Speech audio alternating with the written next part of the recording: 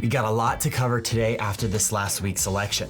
The big question, could Trump's return to the White House turn the San Diego housing market in a new direction? He's got some bold plans that could reshape affordability and availability for us all. Stick around, I'll unpack what a Trump presidency could mean for your next move in our market. In addition, we're seeing many San Diego home sellers throwing in the towel and pulling their homes off the market. Why are so many walking away, and what does this mean for you?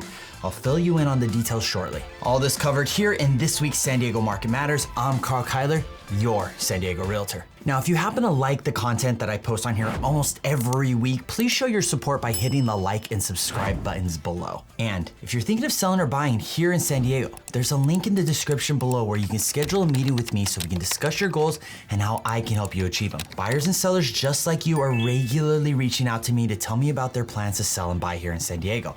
Let's connect and talk about your next step. Now, let's dive into this. Donald Trump has been elected the 47th president of the United States, and with his victory, he brings a host of policies aimed at tackling the housing affordability crisis, a burning issue for many of us here in San Diego. Trump's main focus, boosting housing supply and slashing regulatory barriers that inflate construction costs and stifle development. The affordability crisis is driven by two factors: interest rates and supply, or in other words, mortgage payment and purchase price. Trump's approach is basic economics. By promoting more housing supply, this will offset demand and control price growth. In doing so, Trump promised to open up federal lands for development. But the big question is whether these projects will effectively reach high demand urban markets like ours here in San Diego, especially given local zoning laws. Nevertheless, more housing nationally won't hurt. If anything, maybe it'll encourage more people to leave San Diego for lower cost areas, thus bringing down our demand here. Trump is also targeting regulatory reforms to streamline housing construction. This includes dialing back zoning restrictions, environmental safeguards, and various safety codes, making it quicker and cheaper for developers to build. Trump stated, government regulations are responsible for more than 25% of the cost of a single family home and 40% of the cost of a multifamily.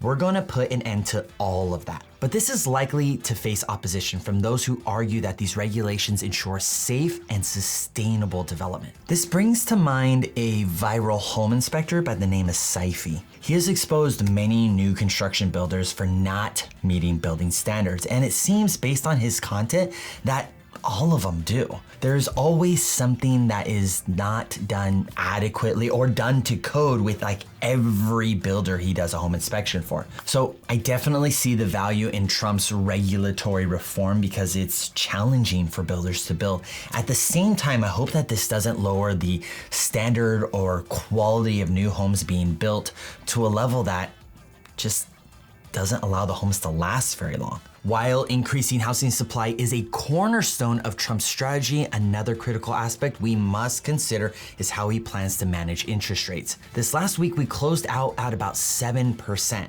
and CNBC posted this article the day after the election stating that weekly mortgage demand tanks 11% as interest rates surge higher. We are now showing 6 weeks in a row of declining mortgage applications stemming from the gradual increase in mortgage rates from the low 6% range back in September. Now, Trump does plan to bring down mortgage rates to address the other part of the affordability issue, that being your mortgage payment. But Bloomberg reports that Trump's plan to drive mortgage rates down to 3% will be the first broken promise. But here's the real deal. We necessarily don't need 3% rates. And if we can settle at the 5% range, hopefully the low 5%, experts believe that this would be enough to get buyers into homes and encourage more sellers to come to market. John Burns Real Estate Consulting surveyed this very topic and found that 47%, nearly half of current homeowners are on standby, holding out for mortgage rates to drop below the 5.5% mark before they commit to purchasing homes, deeming 5.5% as the magic rate or the tipping point for affordability. So maybe Trump doesn't need to lower rates down to 3% to solve the affordability crisis, and this isn't all Trump has planned. The immigration policy under Trump might also impact housing. He plans to restrict mortgage access for undocumented immigrants, arguing that reducing demand will lower housing costs for citizens and legal residents. Reducing demand doesn't necessarily mean it will reduce costs, but when you're running for president, you gotta word things in the best light. And as you can imagine, this approach is sure to stir some controversy and discussion about its broader implications. This is something California has kind of dealt with recently. In one of my previous Market Matters video, I covered Bill AB 1840, which allowed undocumented immigrants to apply for first-time homebuyer assistance programs. Now, thankfully, this was shot down by Governor Newsom. So what does this all mean? Keep in mind that none of this happens overnight, and Trump doesn't go into office until mid-January for his term.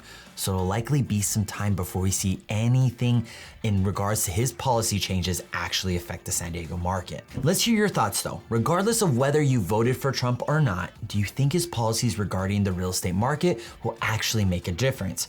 Drop your comments below and please be nice about it. Next, sellers are standing their ground and refusing to take less than they feel their home is worth. Let's talk about the recent trend showing up among the sellers market and how it affects you. We're seeing an interesting shift in San Diego's housing market. More and more sellers are deciding to pull their homes off the market. In September and October, 1,070 homes were pulled off the market, meaning these sellers canceled their listing agreements or withdrew their home from the for sale status. Now here's some context. If we compare 2024 to 2023, there's a significant difference. Between September and October of 2023, there was 430 homes that were canceled or withdrawn from the market.